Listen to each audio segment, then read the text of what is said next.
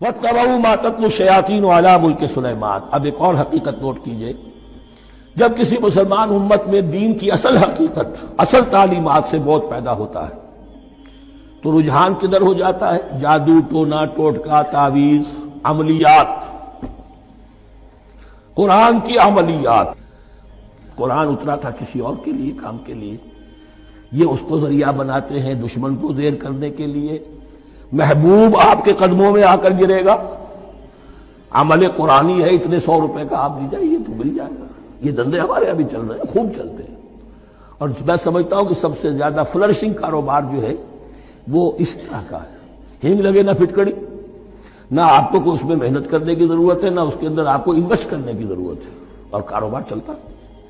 تو وہاں بھی کیا ہوا، وَاتَّبَعُوا، جب دین کی اصل حقیقت کو دور پھینک دیا، انہوں نے پیروی کی اس کی مَا تَتْلُو الشَّیَاطِینُ عَلَىٰ مُلْکِ سُلَیمان، جو شیاطین جن جو تھے۔ عَلَىٰ ملک سلیمان سے مراد ہے عَلَىٰ عہد ملک سلیمان، حضرت سلیمان کے زمانے میں چونکہ اللہ تعالیٰ نے ان جنات کو حضرت سلیمان کے تابع کر دیا تھا، تو وہاں پر چونکہ ان کا اب جو ہے کوئی میل جول زیادہ تھا لوگوں کے ساتھ، تو وہ انہیں کچھ اس قسم کی چیزیں سکھاتے رہتے تھے، گویا کہ اندر سے تخریب کاری۔ وَاتَّبَعُوا مَا تَتْلُو الشَّیَاطِینُ عَلَىٰ مُلْکِ سُلَیمان وَمَا كَفَرَ سُلَیمَانُ وَلَٰكِنَّ الشَّیَاطِینَ کَفَرُوا۔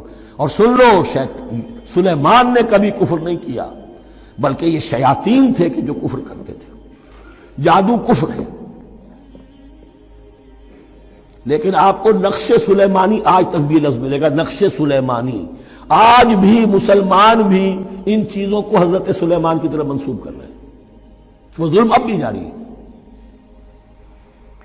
وَمَا كَفَرَ سُلَيْمَانُ وَلَٰكِنَّ الشَّيَاطِينَ كَفَرُوا يُعَلِّمُونَ النَّاسَ السِّحْرَ، وہ لوگوں کو جادو سکھاتے تھے۔ وَمَا أُنزِلَ عَلَى الْمَلَكَيْنِ بِبَابِلَ ہاروت وَمَاروت، اور جو کچھ نازل کیا گیا 2 فرشتوں پر، ہاروت اور ماروت پر، بابل میں۔ بابل یہ ہے پرانا عراق، بیبلونیا۔ نبوکدنضر بھی بیبلونیا کا بادشاہ تھا، نمرود بھی بیبلونیا کا بادشاہ تھا۔ عراق کے بادشاہوں کا لقب ہی تھا نمرود، نماردہ اس کی جمع ہے۔ تو حضرت سلیمان کی حکومت جب تھی تو وہاں پر یہ لوگ جنات جو ہیں وہ اس قسم کی تخریب کاری کر رہے تھے، تو اللہ تعالیٰ نے آخری آزمائش کے لیے 2 فرشتوں کو زمین پر اتارا، اور وہ انسانی شکل میں لوگوں کو جادو سکھاتے تھے، بتاتے بھی جاتے تھے دیکھو جادو کفر ہے، ہم سے مت سیکھو، لیکن اس کے باوجود لوگ سیکھتے تھے، تو گویا کہ ان پر اتمام حجت ہو گیا کہ اب ان کے اندر خباثت جو ہے پوری طریقے سے گھر کر چکی ہے۔ وَمَا يُعَلِّمَانِ مِنْ أَحَدٍ، اور وہ نہیں سکھاتے تھے کسی کو بھی، حَتَّىٰ يَقُولَا إِنَّمَا نَحْنُ فِتْنَةٌ فَلَا تَكْفُرْ، یہاں تک کہ وہ کہہ دیتے تھے کہ دیکھو ہم تمہاری آزمائش کے لیے بھیجے گئے ہیں، ہم فتنہ ہیں، تو تم کفر مت کرو۔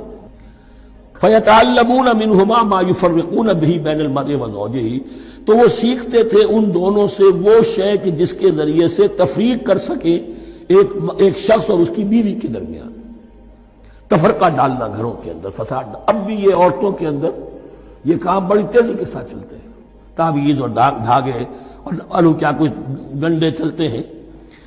وَمَا هُمْ بِضَارِّينَ بِهِ مِنْ أَحَدٍ، اور نہیں تھے وہ ضرر پہنچانے والے کسی کو کچھ بھی، إِلَّا بِإِذْنِ اللَّهِ۔ ایمان کا تقاضا یہ ہے کہ چاہے کوئی دوا ہو وہ بھی بِإِذْنِ رب کام کرے گی، ورنہ نہیں۔ کوئی اور اسباب طبیعیہ ہیں، ان کے بھی اثرات ظاہر ہوں گے اگر اللہ چاہے گا، اس کے بغیر کچھ نہیں ہو سکتا۔ جادو کا بھی اثر ہوگا تو اللہ کے اذن سے ہوگا۔ تو بندہ مومن کو ڈٹے رہنا چاہیے اور مقابلہ کرنا چاہیے۔ وَمَا هُمْ بِضَارِّينَ بِهِ مِنْ أَحَدٍ إِلَّا بِإِذْنِ اللَّهِ وَيَتَعَلَّمُونَ مَا يَضُرُّهُمْ وَلَا يَنفَعُهُمْ، اور وہ سیکھتے تھے ان سے وہ چیزیں جو ان کے لیے مضرت بخش تھی، ضرر پہنچانے والی، اور انہیں نفع نہیں پہنچاتی تھی۔ وَلَقَدْ عَلِمُوا لَمَنِ اشْتَرَاهُ مَا لَهُ فِي الْآخِرَةِ مِنْ خَلَاقٍ، حالانکہ یہ بات ان کے علم میں آ چکی تھی کہ جس نے بھی اس چیز کو حاصل کیا، جادو سیکھا، اس کا پھر آخرت میں کوئی حصہ نہیں ہے۔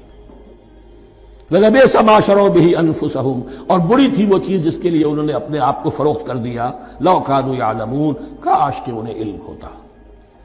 وَلَوْ أَنَّهُمْ آمَنُوا وَاتَّقَوْا، اور اگر وہ ایمان رکھتے اور تقوی کی روش اختیار کرتے، لَمَثُوبَةٌ مِّنْ عِندِ اللَّهِ خَيْرٌ، تو بدلہ پاتے اللہ کی طرف سے بہت ہی اچھا، بہت خیر۔ لَوْ كَانُوا يَعْلَمُونَ، کاش کہ ان کو معلوم ہو۔